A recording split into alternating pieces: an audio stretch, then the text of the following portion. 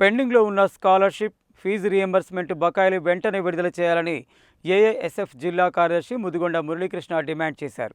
దాదాపు 8,000 కోట్ల రూపాయల స్కాలర్షిప్, ఫీజు రీయింబర్స్మెంట్ నిధులను బకాయి పెట్టడం వల్ల విద్యార్థులు తీవ్రంగా ఇబ్బందులు ఎదుర్కొంటున్నారని తెలిపారు. పెండింగ్లో ఉన్న స్కాలర్షిప్, ఫీజు రీయింబర్స్మెంట్ నిధులు విడుదల చేయాలని డిమాండ్ చేస్తూ ఏఐఎస్ఎఫ్ ఆధ్వర్యంలో శుక్రవారం నల్గొండ ఆర్డీఓ కార్యాలయం ముందు ధర్నా నిర్వహించారు.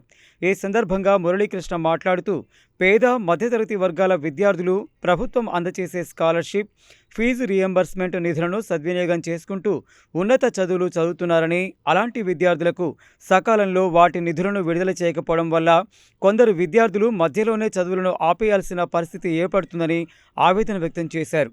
3 ఏళ్లుగా విద్యార్థులకు ఫీజు రీయింబర్స్మెంట్, స్కాలర్షిప్ నిధులు ఇవ్వకపోతే వారి చదువులు ఎలా కొనసాగుతాయని ప్రశ్నించారు. స్కాలర్షిప్, ఫీజు రీయింబర్స్మెంట్ బకాయిలు విడుదల చేయకపోతే రాష్ట్ర వ్యాప్తంగా పెద్ద ఎత్తున ఆందోళన కార్యక్రమాలు చేపడతామని హెచ్చరించారు. ఈ కార్యక్రమంలో ఉదయ్, శ్రీకాంత్, మనోహర్, రవి తదితరులు పాల్గొన్నారు.